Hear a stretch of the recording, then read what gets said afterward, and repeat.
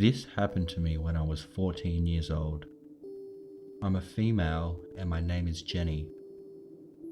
I had just got a new boyfriend and it was my first one, so I was quite excited. The issue was he was 17.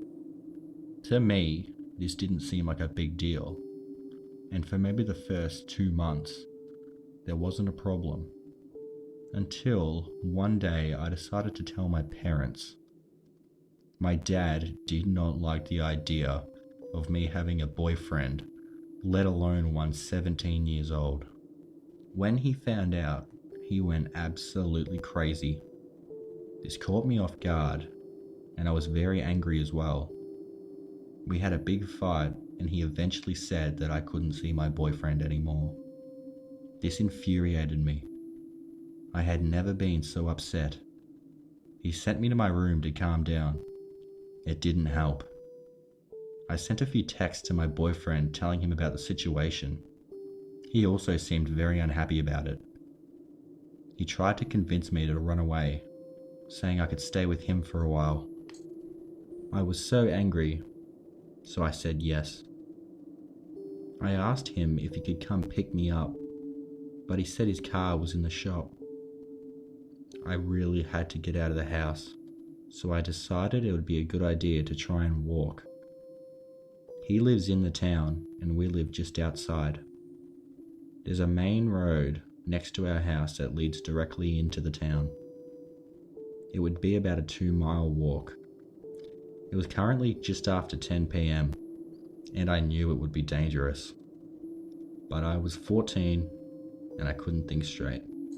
I climbed out my window and headed down the road. It was very dark and the road had no lights at all. I was just using my phone.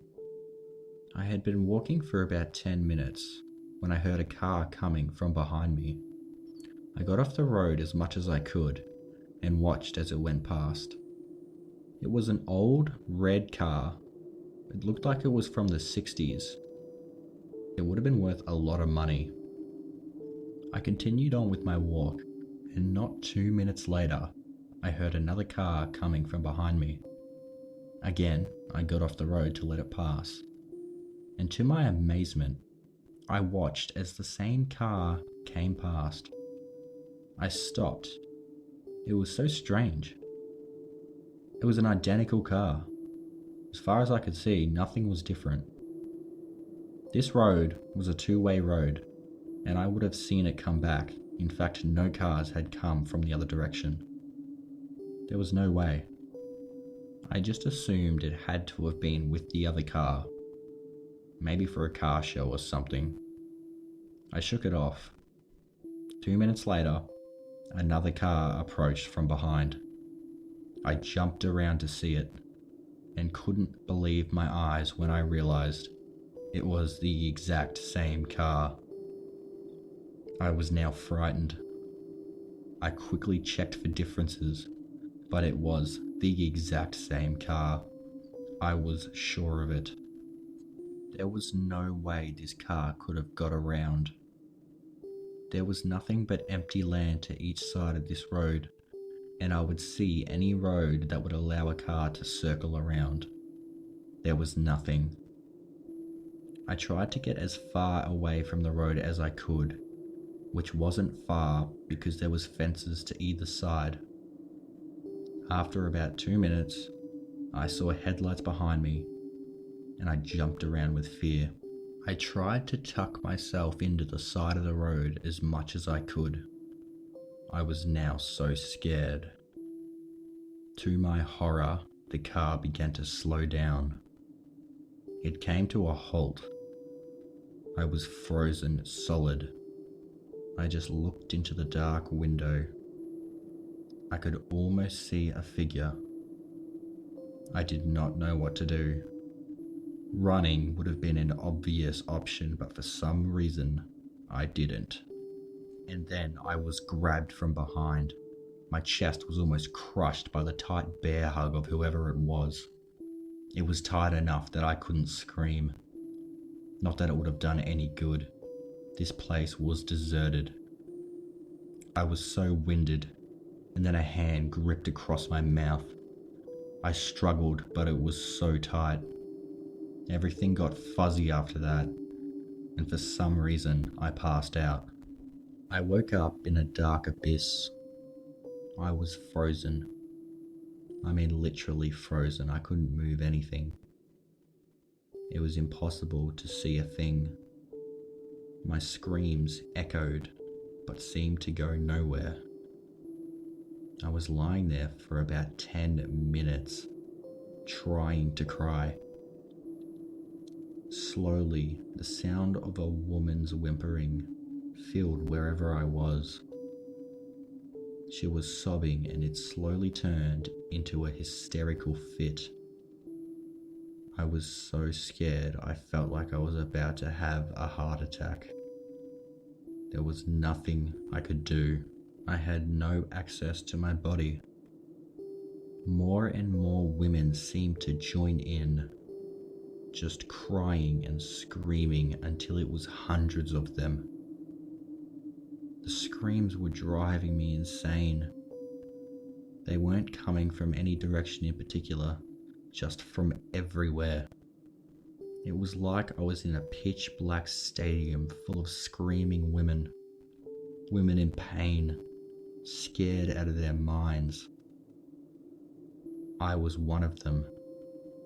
It got so loud. Just when I thought I was gonna pass out, it stopped. All of them just stopped. Then a man's voice came booming in. Shut up, bitch. The level of fear in my body got too high, and I passed out. The next thing I knew, I woke up screaming. I found myself lying in a field next to a road. I didn't recognize it, and it was broad daylight. I was hysterical. I got up and ran for the road. Once I got there, I flagged down the first car that came along.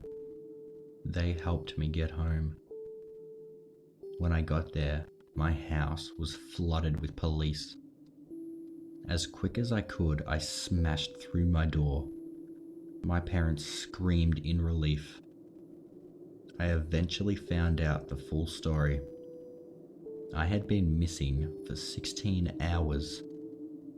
My parents noticed I was missing about an hour after I left and began searching. After my boyfriend didn't hear from me, he called my parents, and then they called the police. I told the cops everything. I explained how I had been abducted. I described the car and the road I woke up near. I didn't mention waking up in the black abyss because I knew it did not make much sense, and I didn't think anyone would believe me. I guided the police to the place that I woke up. I was sitting in the back seat of the police car when we stopped near it. One of the police officers turned around and asked me if I was really sure this was the place. "Definitely," I said. They looked at each other suspiciously and then started whispering amongst themselves. I was confused. I lived in fear over the incident for a long time. I always got the impression that everyone thought I was making it all up. It wasn't until I finally grilled my dad that I found out why everyone was so skeptical. 30 years ago, our town was hit with a bunch of disappearances of local girls. It spanned over 2 years. The police eventually linked them to a man that lived just outside of town. A search of the man's house came up with nothing. One day, the man hadn't been seen in a while. The police were sent over, and they checked on him. They found him dead in his living room chair with a knife in his stomach. Investigators did a search of the house and were able to uncover a trapdoor in the kitchen, which led to a dungeon-like basement containing 7 dead bodies, all girls. They had shown to have been alive as recent as a few hours ago. They had all been reported missing from the town nearby. Although the police could only prove the man abducted those 7 girls, he is credited with more than 30 disappearances. Apparently, the man would drive up and down local roads, and when he saw a potential victim, he would pull up and snatch them. No one managed to escape. Apparently, he was a monster of a man. And the car he used? A red 1964 Ford Mustang. The exact car I was stalked by. He would bring them back to his property and lock them in his dungeon. He would then subject them to some of the most brutal measures imaginable. No one knows what he did with them after they died. Any other victims were never found. His house was demolished shortly after. No one ever went near that piece of land again, until I woke up there that afternoon. I'm still convinced I was somehow in that man's dungeon, with the many other souls he claimed. And who killed the killer? No one knows.